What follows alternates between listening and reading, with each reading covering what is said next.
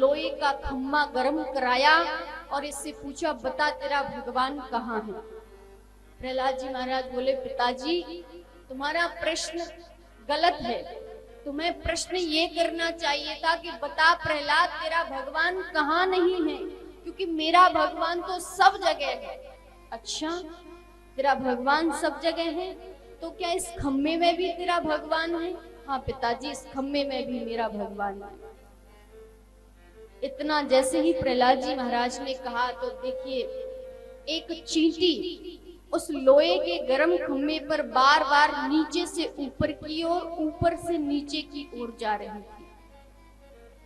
समझ गए प्रहलाद जी महाराज कि मेरे प्रभु यहाँ पर भी आ गए मुझे बचाने के लिए। दैत्यपति को बहुत क्रोध आया और कहने लगा, जा चिपक जा इस खम्भे से, अगर तेरा भगवान है तो जा चिपक जा इस खम्भे से। प्रहलाद जी महाराज ने प्रभु समझ करके उस खम्भे को अपने अंक में भर लिया। जब प्रहलाद जी महाराज का कुछ नहीं बिगड़ा तो हिरण्यकश्यपु ने अपनी गदा का प्रहार उस खम्भे पर किया। खम्भा गड़गड़ की आवाज करते हुए जोर से फट गया और उसमें से नरसिंह भगवान का अवतार हुआ। बोलिए नरसिंह भगवान की जय हो। नरसिंह भगवान प्रकट हुए।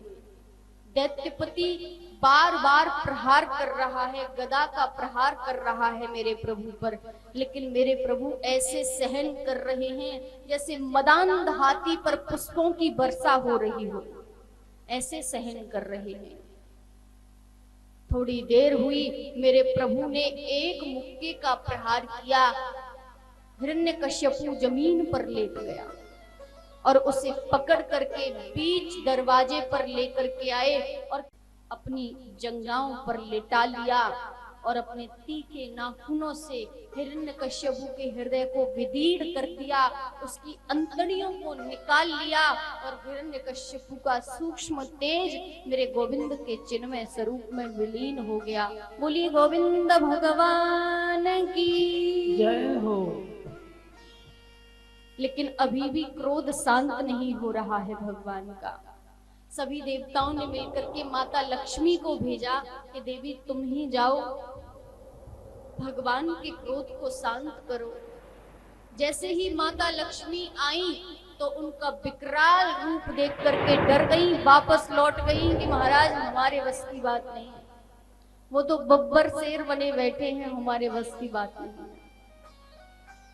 फिर सभी देवताओं ने प्रहलाद जी महाराज को ही भेजा कि पुत्र तुम ही जाओ। जैसे ही प्रहलाद जी महाराज को भेजा,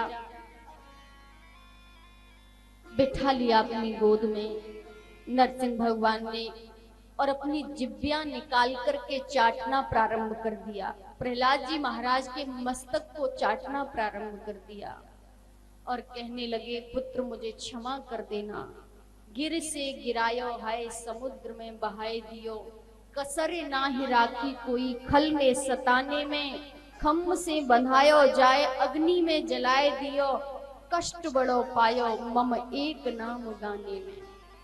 मंजुल मुखार विंद चूम चूम कहे प्रभु, क्षमा करो पुत्र मोहे देर भई आने में। हे पुत्र मुझे क्षमा कर देना, मेरा एक नाम लेने के लिए तुमने क्या क्या यातनाएं नहीं सही। इस दुष्ट ने तुम्हें पर्वत की चोटी से गिराया, समुद्र में बहाया, हाथियों के मध्य में डलवाया, सर्पों के बीच में डलवाया, क्या कुछ नहीं सहा। मुझे क्षमा कर देना, मुझे आने में देर हो गई।